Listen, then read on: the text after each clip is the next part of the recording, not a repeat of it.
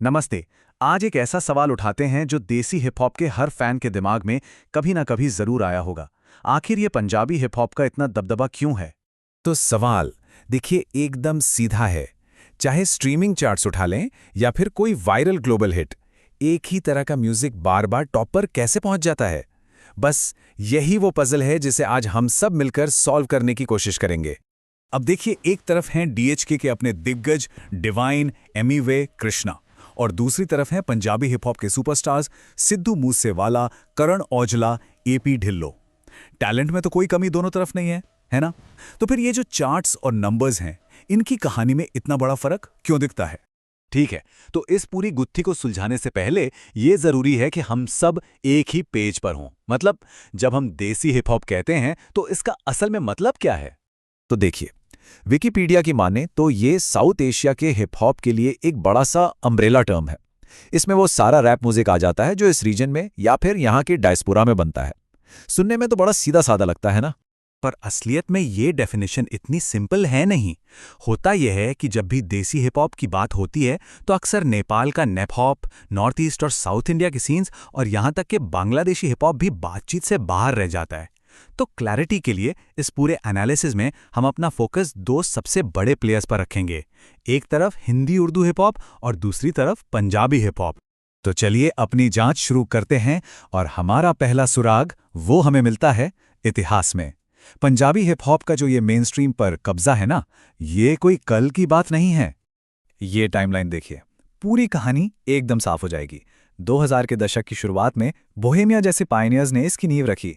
फिर आए 2010s, जब हनी सिंह और इमरान खान ने ऐसे चार्ट बस्टर्स दिए जो भाषा की सारी दीवारें तोड़ गए। और आज सिद्धू मूसेवाला और दिलजीत दोसांझ जैसे आर्टिस्ट इसे ग्लोबल स्टेज पर ले जा चुके हैं। ये दशकों की मेहनत है जिसने ऑडियंस के साथ एक बहुत मजबूत कनेक्शन बनाया है। चलिए, अब आते हैं हमारे दूसरे सुराग पर, और शायद ये सबसे जरूरी सुराग है। ये छिपा है खुद म्यूजिक के अंदर, उसकी बनावट में। बात सिर्फ हिस्ट्री की नहीं है, बात साउंड की है। और यहीं इसी पॉइंट में छिपा है इस पहेली का सबसे बड़ा राज। पंजाबी आर्टिस्ट्स ने ये बात बहुत पहले समझ ली थी कि सिंगिंग और रैप को मिलाना, यही वो कमर्शियल फॉर्मूला है जो हर तरह की ऑडियंस को अपनी तरफ खींचता है।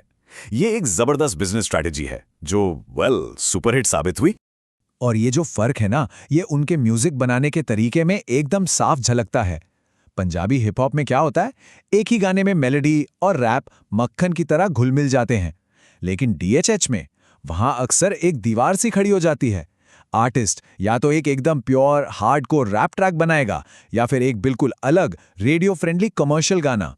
तो इस बंटवारे का असर क्या होता है वो इस चार्ट में साफ साफ दिख रहा है।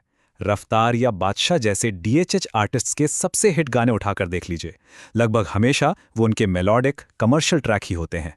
उनके हार्डकोर रैप ट्रैक्स को फैंस का प्यार तो खूब मिलता है, लेकिन जब व्यूज की बात आती है तो वो पीछे रह जाते हैं।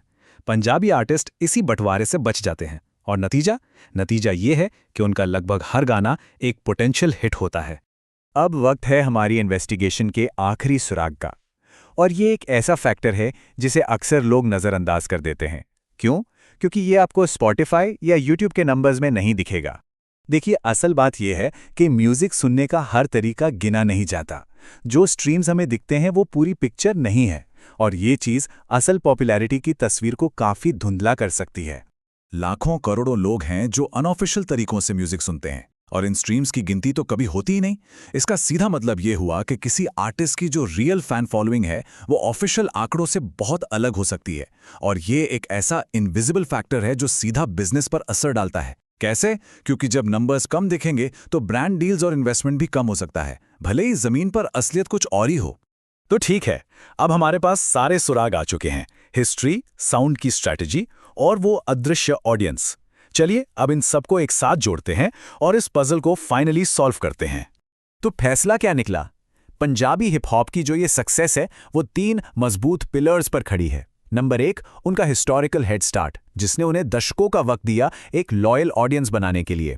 नंबर 2, उनका विनिंग फॉर्मूला, सिंगिंग और रैप का वो मिक्स जो हर किसी को पसंद आता है। और तीसरा, उनका यूनिफाइड साउंड जो हार्डकोर बनाम कमर्शियल वाली लड़ाई से बचता है और हर बार एक हिट प्रोडक्ट डिलीवर करता है। लेकिन सुनिए, इस पूरे कंपैरिजन और एनालिसिस के बाद एक बात याद रखना बहुत ज़रूरी है, ये कोई कंपटीशन नहीं है। हाँ, अप्रोच अलग अलग हो सकते हैं, लेकिन आखिर में ये दोनों ही एक ही बड़े और वाइब्रेंट हिप हॉप कल्चर का हिस्सा हैं। और ये पूरी बातचीत हमें एक बड़े सवाल पर लाकर छोड़ देती है, आगे क्या होगा? क्या डीएचएच में ये हार्डकोर और कमर्शियल वाली दीवार बनी रहेगी, या फिर कोई नया आर्टिस्ट आएगा जो इन दोनों दुनियाओं को मिलाकर एक बिल्कुल नया साउंड बना देगा? देसी हिप हॉप का अगला चैप्टर कौन लिखेगा? खैर, ये तो आने वाला वक्त ही बताएगा। इस पड़ताल का हिस्सा बनने के लिए शुक्रिया।